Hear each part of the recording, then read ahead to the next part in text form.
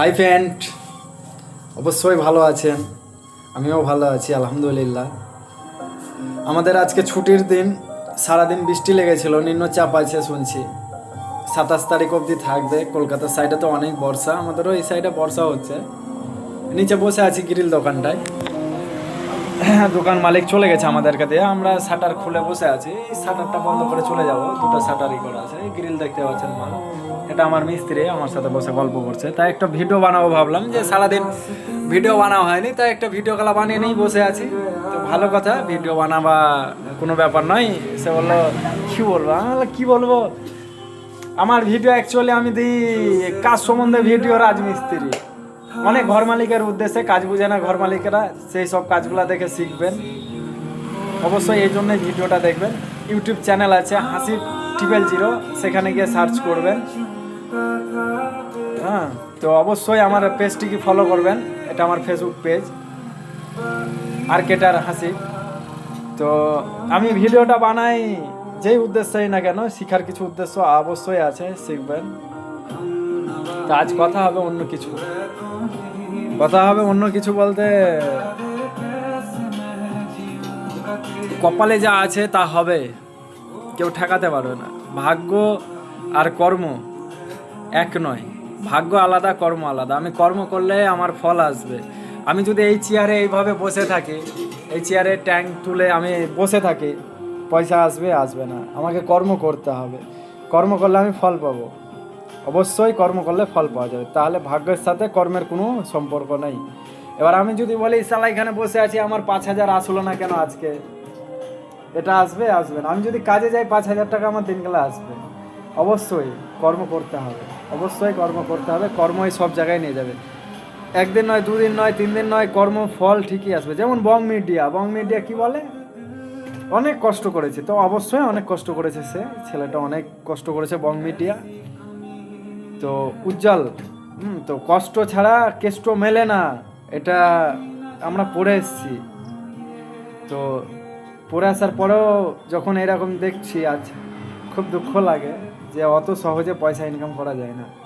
আমি ছোট ছিলাম অনেক, হয়ে গেল 10-12 বছরের উপরে হবে, 12 বছরের উপরে হবে। আমার বয়স তখন মোটামুটি 12 বছর মতো ছিল, 13 বছর, আমার 25 এখন।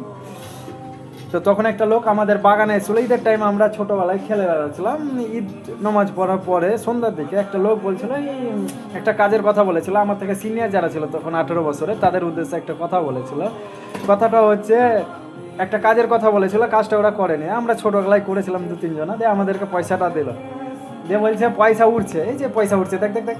দিয়ে ওরা বলছে কই পয়সা দেখতে পাই না, কিন্তু অ্যাকচুয়ালি পয়সা উঠছে। পয়সা আমরা ধরতে জানি না, ধরা শিখতে হবে। তো অবশ্যই পয়সা উঠছে, এই কথাটা আমি মাথায় সেই থেকে ঢুকিয়ে রেখেছিলাম। তো অ্যাকচুয়ালি আমরা চোখে দেখতে পাই না। কেন দেখতে পাই না? আমরা ধরতে জানি না, সেই জন্য। যদি ধরতে জানি অবশ্যই পয়সা উঠছে। পয়সা কামা খুব সহজ, কিন্তু ধরতে জানতে হবে। সবে সিস্টেমটা একই। তো আমরা যেই কাজ করি না কেন, কাজগুলোকে ছোট মনে করে নেবেন না, কাজ করবেন। রাজমিস্ত্রির কাজ বলে ছোট নয়। রাজার কাজ, রাজমিস্ত্রি মানে কত বড় কথা, ভাবতেই পাচ্ছেন। রাজমিস্ত্রি, রাজার কাজ, এর থেকে বড় কিছু হয় না। রাজার মিস্ত্রি আমরা, রাজমিস্ত্রি আমাদেরকে অনেক টেনে বাসে, অনেক সবাই অনেক কিছু বলে, তাদের উদ্দেশ্যে বলছি। আমরা ঘর যদি না বানাতাম না, এই বড় বড় পাকা ঘরে শুতে পেতেন না। ভালো বড় পালঙ্ক রেখে ঘরে আরাম করে একবারে জিন্দেগি ভর শুচ্ছেন, ঘুমাচ্ছেন। এইগুলা পয়সা দিয়ে সব কিছু হয় না বলে না, তো এগুলা পেতেন না। এই রাজমিস্ত্রি আছে বলে আপনারা জেন্টসে ঘুমাতে পাচ্ছেন। এই ঝড় বৃষ্টি তুফান ভয় লাগে না কেন? রাজমিস্ত্রি ভালো করে ঘর বানিয়ে গেছে। আমার পয়সা নয়, পয়সা দিয়ে অনেক সবাই ঘর বানাচ্ছে, ভেঙে যাচ্ছে। তো এরকমই পয়সা দিয়ে ঘর বানালো, মিস্ত্রিদের মন জয় করবেন।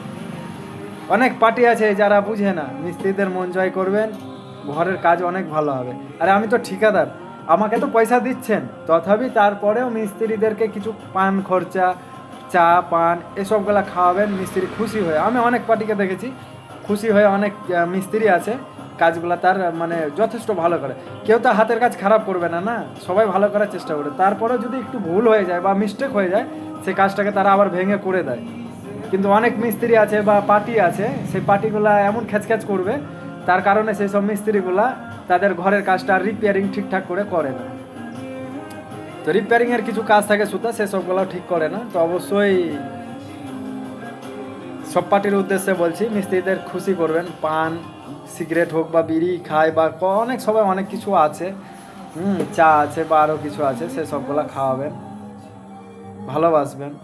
রাজমিস্ত্রি বলে অবহেলা করবেন না। আপনার সে ঘর করছে, সে একটা ফ্যামিলিকে ছেড়ে এসছে, প্রবাসী জীবন কাটাচ্ছে, প্রবাসে এসে বউ মেয়ে ছেলে বাপ মা সবাইকে ছেড়ে এসছে, কত কষ্ট। চেন্নাইয়ের একটা ঘটনা শুনলাম, কালকের ঘটনা।